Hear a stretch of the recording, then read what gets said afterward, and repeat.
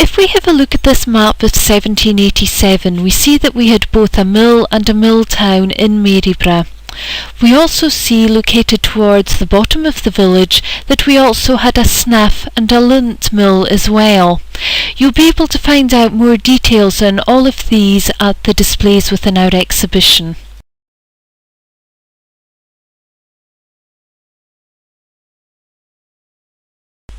Even today, nestled between the trees, we can see houses located at the Usi Mills. But we see from this aerial photograph that there were a lot more buildings in bygone days.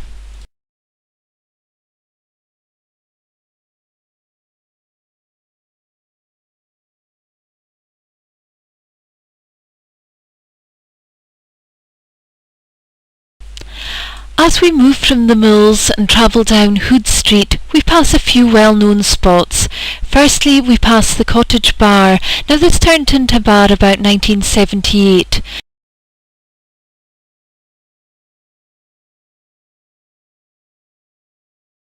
We then pass the old steading, and now we're looking back towards Pear Tree Cottage. There is a suggestion that the girls' school was located around this area at the end of the 19th century. If we pause a few moments at Pear Tree Cottage and look very carefully at the front left-hand side, we will see the date 1824 carved into the stonework.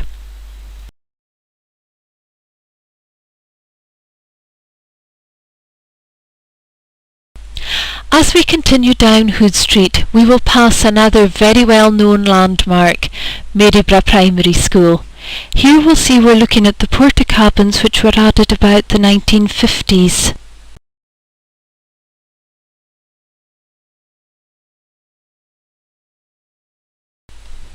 Whereas we're now looking at the main part of the school and schoolhouse that was built around about 1851.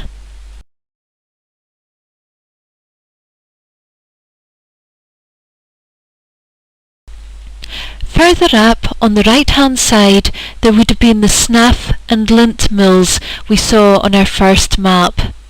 So we have a few remnants from the past here, and this is what Maryburgh looked like over a century ago. And as we come through time, we see the changes in Maryburgh, bringing us up to today and what Maryburgh looks like at the start of the 21st century.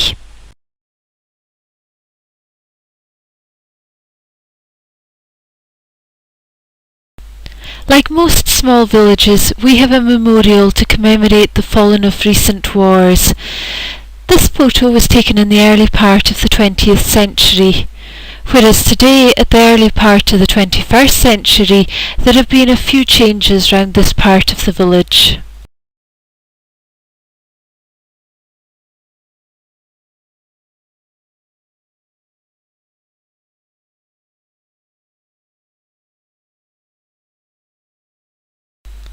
If we now look west along Proby Street, we'll see a lot of the houses that have existed here since the beginning of Maryburgh. On the left-hand side of our picture, we have the site of one of the first inns in Maryburgh.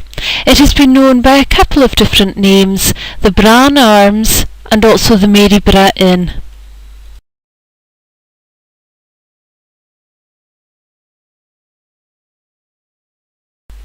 If we turn and look east, we will see Albert Place. This wasn't added to the village until the first part of the 20th century.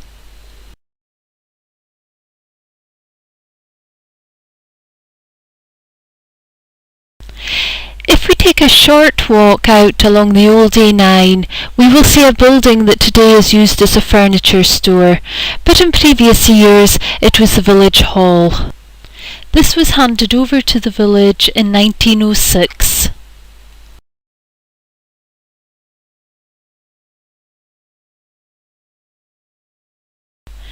If we now walk to the other end of Proby Street and look east, we will see over the years there has been little substantial changes to this part of Maryburgh.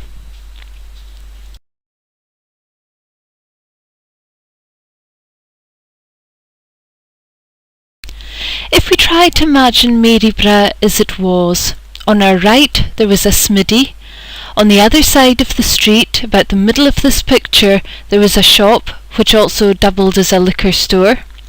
Next to the shop was the famous Maryburgh Pipers, and across the road on the other side there was the Fleshers, perhaps better known today as the Butchers.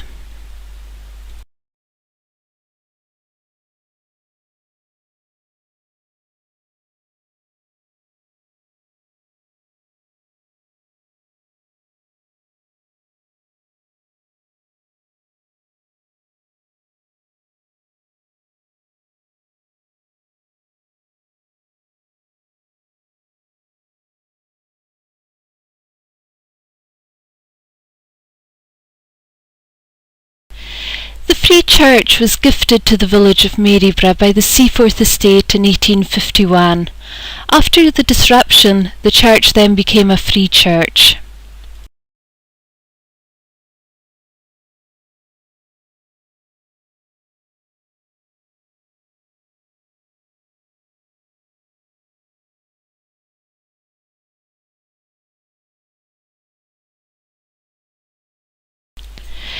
The late 1940s and early 1950s saw the building of the Swedish type of houses. Some of these were occupied by people from the temporary sawmill cottages that were on the old Bran Road.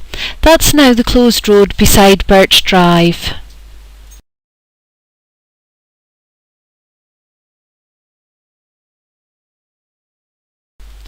Shortly after the Swedish houses were built, we had the development of Seaforth Place in the early 1950s.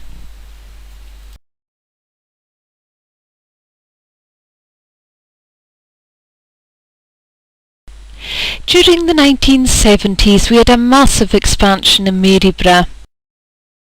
In the late 1970s the Maryburgh Amenity Centre was built and it opened in 1978.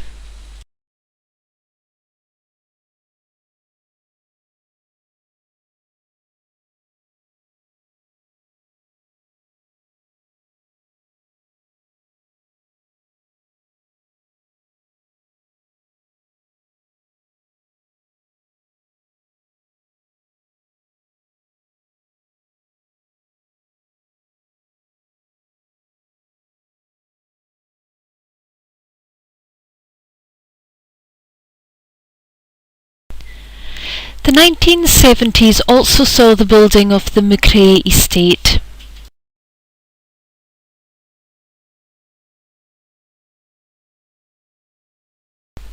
This estate was made up of 4 different roads. The first of these are Rosshill Drive and Muirden Road.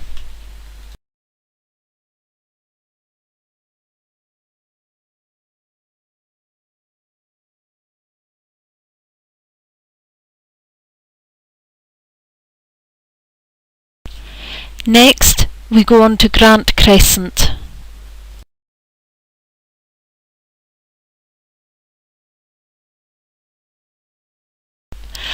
And we complete our round trip of this part of the McRae estate with Stuart Hill Drive.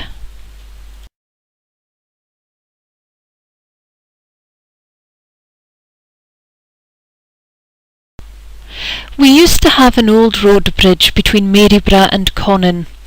This was a Telford bridge, but this was demolished in the late 1960s, early 70s, after the opening of the new road in 1969.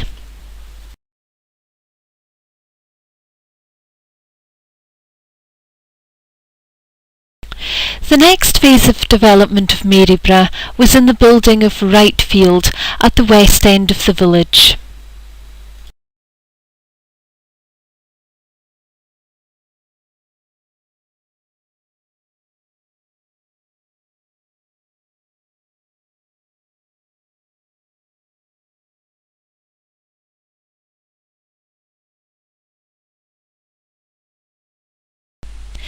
If we wander back along Proby Street until we come to Proby Place, and then turn down, we will enter Mackenzie Place. Although this was originally started in the 1960s, it was finally completed in the late part of the 1970s, and the erection of the two prefabricated homes didn't happen until the late 1990s.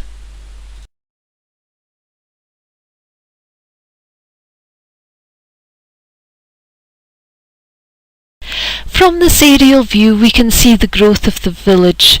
Originally we had Hood Street and Proby Street. We also had the school building and Wrightfield Farm. Then we had the Swedish style houses and Seaforth Place.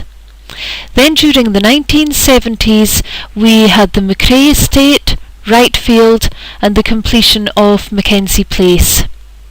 We now see the first part of Birch Drive being added in the early 1980s, with the final part of the estate being added in the early 1990s and then the late 1990s as well.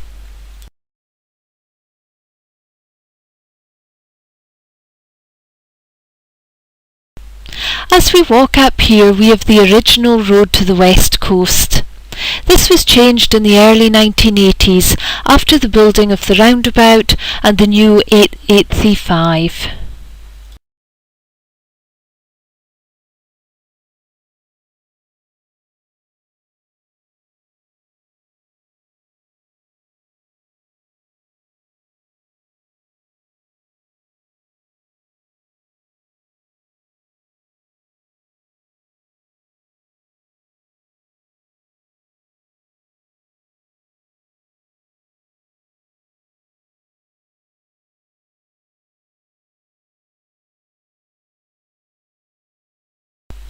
The last houses to be added to the village was Manse Gardens, a small estate of sheltered homes built in the original Manse Garden.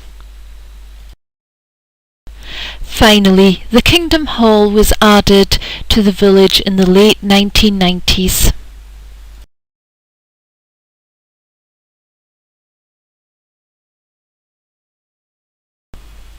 In 1787 we see that there were very few settlements in Maryburgh, mainly based round Lucy Mills and the Snuff and Lint Mills. By 1830 we see that Hood Street and Proby Street have been added. We then see that by the next 1906 map the church and the railway line have also been added. Then the next map shows the Swedish style houses have been added in the late 1940s and quickly followed by the development of Seaforth Place in the early 1950s. The next big stage of the development was in the 1970s, where we see the McRae Estate added as well as the first part of Mackenzie Place. We also see Wrightfield being added during this period. By the start of the 1980s we see that Mackenzie Place has been completed and the new road to the west has been opened and Birch Drive has been started. Finally, at the end of the 1980s and the start of the 1990s we see Birch Drive being added to, leaving Maryburgh very much as it is today.